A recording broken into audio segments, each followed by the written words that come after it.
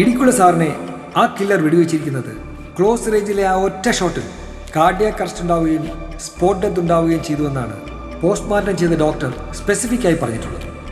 Sir, അപ്പോൾ ഇതൊരു professional killer ആണല്ലേ? രാത്രി ഇടിയും മിന്നലും മഴയൊക്കെ പെയ്യുന്ന സമയത്ത് ക്ലോസ് റേഞ്ചിലുള്ള ഒരു ഷോട്ട് എന്നൊക്കെ പറഞ്ഞിട്ടുണ്ടെങ്കിൽ ഒരു പ്രൊഫഷണൽ കില്ലറിന് ഇറ്റ്സ് ഈസി.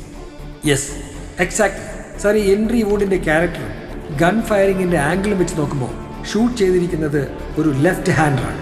Left hander. 10-ാം തീയതി സൂര്യ തിയേറ്ററിൽ സെക്കൻഡ് ഷോന് ബുക്ക് മൈ ഷോയിൽ മനിയ 4 ടിക്കറ്റ് ബുക്ക് ചെയ്തിരുന്നു. എന്നിട്ട് മനിയും ഷൈനിയും എന്താ സിനിമക്ക് കയറാതിരുന്നത്? ഞങ്ങൾ സിനിമയ്ക്ക് കയറിയിരുന്നല്ലോ സാർ. സാറിന് എന്തോ മിസ്റ്റേക്ക് പറ്റിയതാ. No no no no no നിങ്ങൾ തിയേറ്ററിന്റെ മുന്നിൽ എത്തി എന്നുള്ളത് സത്യമാണ്. പക്ഷെ സിനിമ കാണാൻ കയറിയത് ലയം ചെയ്തുള്ളതാണ്. Am I right? മനിയക്കും ഷൈനിക്കും പകരം ഓൾമോസ്റ്റ് സെയിം ഡ്രസ്സിട്ട 2 ഫ്രണ്ട്സാണ് തിയേറ്ററിനകത്തേക്ക് പോയത്. എന്നിട്ട് ആ ഫ്രണ്ടിന്റെ ബൈക്കിൽ നിങ്ങൾ അങ്ങോട്ടാ പോയത്? ഞങ്ങൾ എങ്ങോട്ടും പോയില്ല സാർ. ഞങ്ങൾ സിനിമ കാണായിരുന്നു. No! ഇനി കള്ളം പറയണ്ട. ഞങ്ങളെല്ലാം ട്രേസ് ചെയ്ത് കഴിഞ്ഞു. രേഖ, bring them. സർ,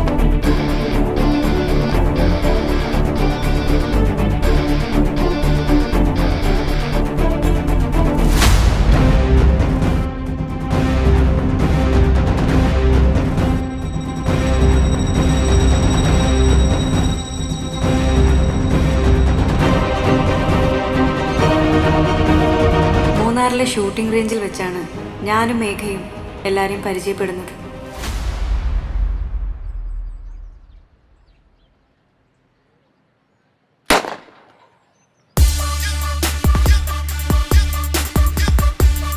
എല്ലാവരുടെയും പെറ്റായിരുന്നു മേഘ.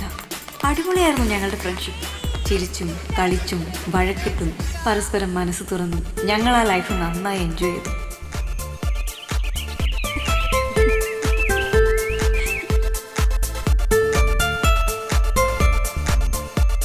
അമ്മ വിഷമിക്കണ്ട. ഇനി കുറച്ച് നാളും കൂടെ അല്ലേ ഉള്ളൂ. അത് കഴിഞ്ഞ് ഞാനങ്ങ് വരില്ലേ. പക്ഷെ വെറുതെ കരഞ്ഞ അച്ഛനെ കൂടെ വിഷമിപ്പിക്കല്ലേ.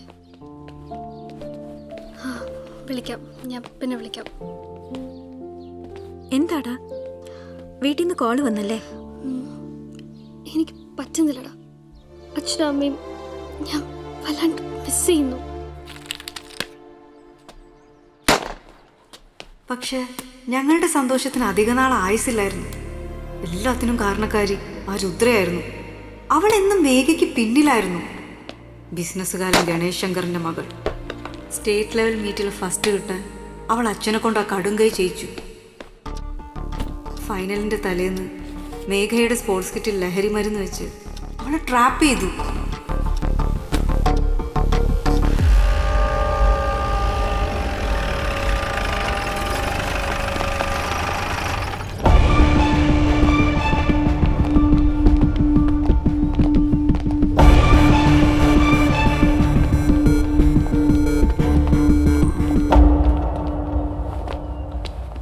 സെർച്ച് ബാഗൊക്കെ.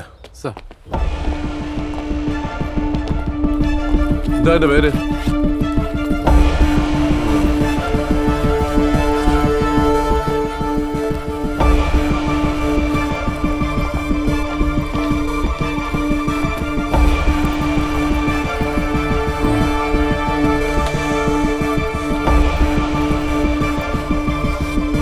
എന്താ പേര്? ഡോണ സാർ. ഡോണ കിട്ടിയിട്ടുണ്ട് സാർ. കിട്ടി. ആരുടെ ഈ ബാഗ്? ആരുടെ ഈ ബാഗ് എന്ന്? അത് എന്റെ ബാഗാണ് സർ. അമ്പിളി സർ, പിടിച്ചാത്ത എനിക്കറിയില്ല, ഞാനൊന്നും ചെയ്തിട്ടില്ല. പ്ലീസ് സർ, ഒന്ന് വിശ്വസിക്കൂ പ്ലീസ്. എനിക്കറിയില്ല. അന്നവിടെ CI സൈമൺ ഇടിക്കുളായിരുന്നു. അയാളായിരുന്നു ഇതിൻ്റെ എല്ലാം പിന്നിലുള്ള മാസ്റ്റർ ബ്രെയിൻ. മേഘയുടെ കേസ് ഞങ്ങൾ പുട്ടപ്പ് ചെയ്യുമെന്ന് ഇടിക്കുളയ്ക്ക് എങ്ങനെയോ ഇൻഫർമേഷൻ കിട്ടി. അതുകൊണ്ട് അയാൾ ആടൻ്റെ സഹായത്തോടെ മേഘയെ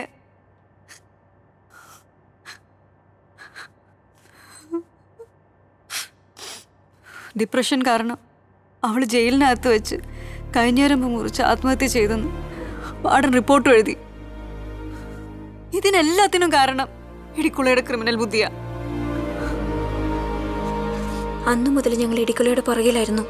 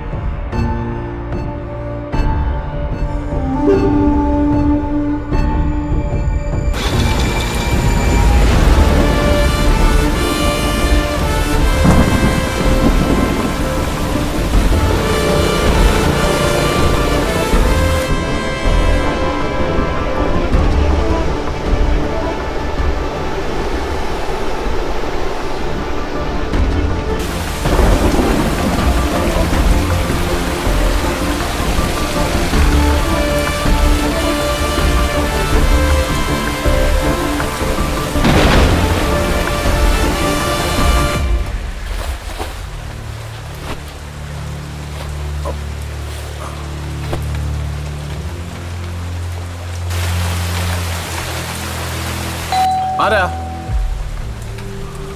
ആരാന്ന്?